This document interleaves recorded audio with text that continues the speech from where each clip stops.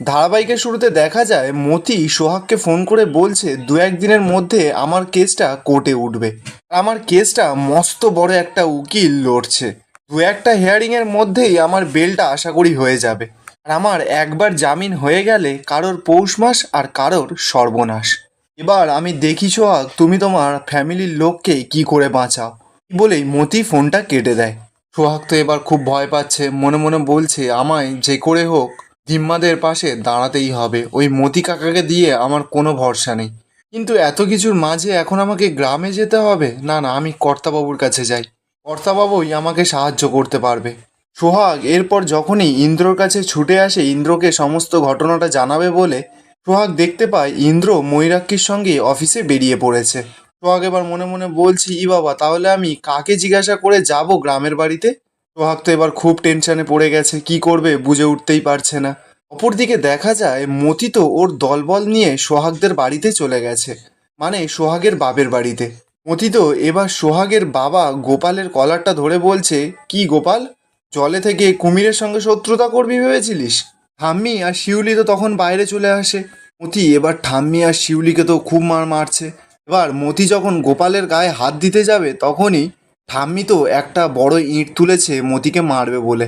ঠিক তখনই দেখা যায় মতির ছেলেরা তো বন্দুক নিয়ে ঠাম্মিকে গুলি করে দেয়। মতি আর শিউলি তো সেটা দেখেই পুরো চমকে যায়। মতি আর শিউলি ছুটে যায় ঠাম্মির কাছে, ঠাম্মিকে গিয়ে বলছে ঠাম্মি তোমার কিচ্ছু হবে না, আমরা তোমাকে বাঁচিয়ে নেব।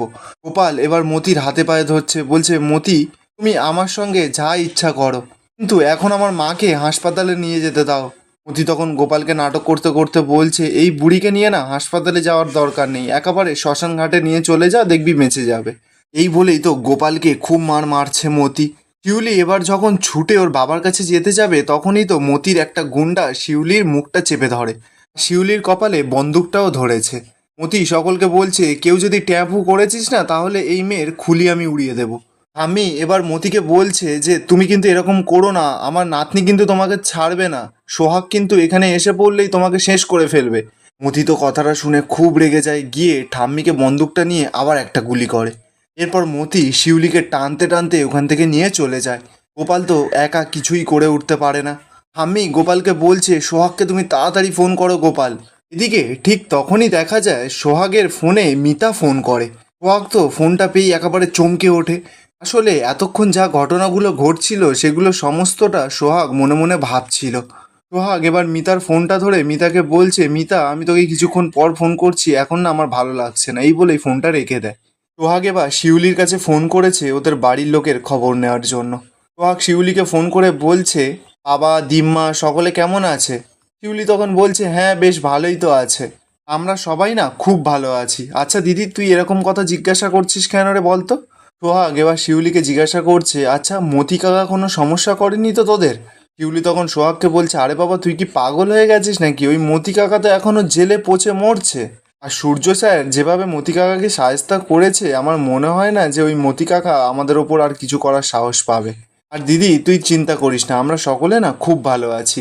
সোহাগ তো এবার কথাটা শুনে ফোনটা রেখে দেয়। সোহাগ তো এরপর মিতাকে ফোন করে। মিতা ফোন ধরেই সোহাগকে বলছে যে সোহাগ আজ কিন্তু একটা বড় অর্ডার পেয়েছি আমরা, তোকে কিন্তু এখানে আসতেই হবে, আজ কিন্তু কোনো ছুতো দিলে চলবে না। কি বলেই মিতা তাড়াহুড়ো করে ফোনটা রেখে দেয়।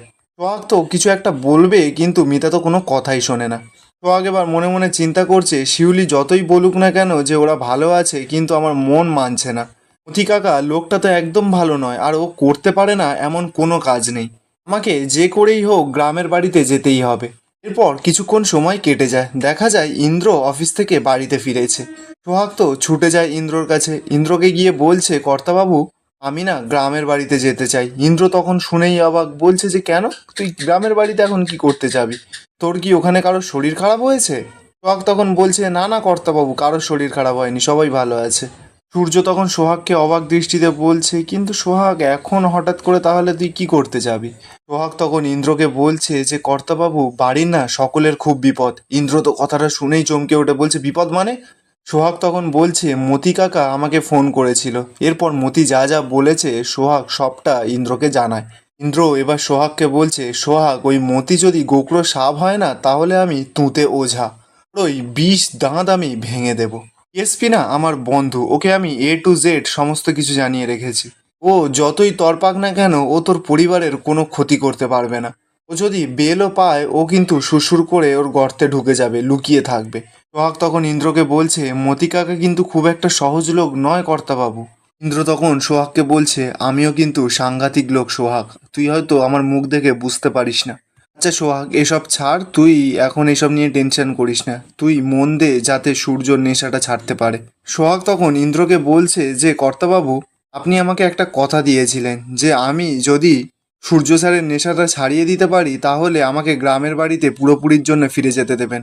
তো আপনি আপনার কথাটা রাখবেন তো কর্তাবাবু? ইন্দ্র তখন মনে মনে বলছে, সোহাগ, তুই যদি সূর্যের নেশাটা ছাড়িয়ে দিতে পারিস তাহলে সূর্যই তোকে কোনোদিনও গ্রামের বাড়িতে ফিরে যেতে দেবে না।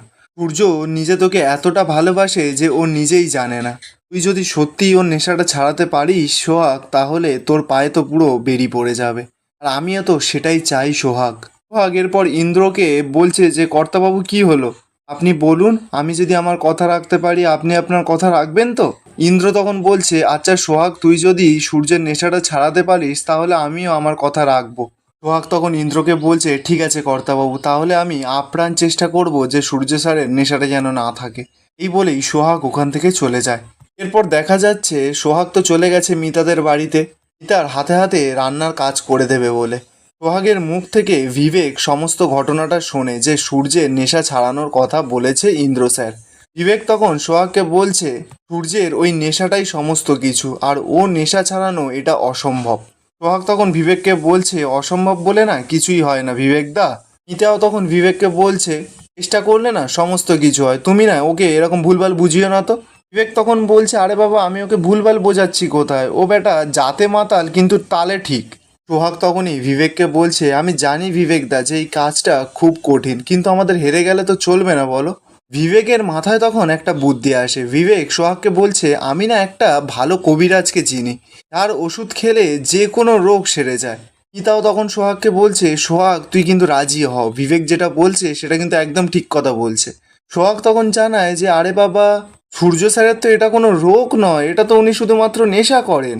বিবেক তখন সোহাগকে বলছে যে, নেশা হোক আর যে কোনো রোগ, ওনার ওষুধ খেলে যদি এই রোগটা সেরে যায় সূর্যের, আর ওনার ওষুধের ওপর না আমার 16 আনা ভরসাও আছে।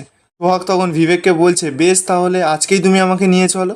এটা যদি সত্যি হয় তাহলে কিন্তু আমি তোমার কাছে সারা জীবন কৃতজ্ঞ থাকবো গো। আর এখানেই আজকের এপিসোডটা শেষ হয়ে যায়। আপনাদের কি মনে হয়, সোহাগ কি সূর্যের নেশা ছাড়াতে পারবে নাকি না? কমেন্টে অবশ্যই জানাবেন।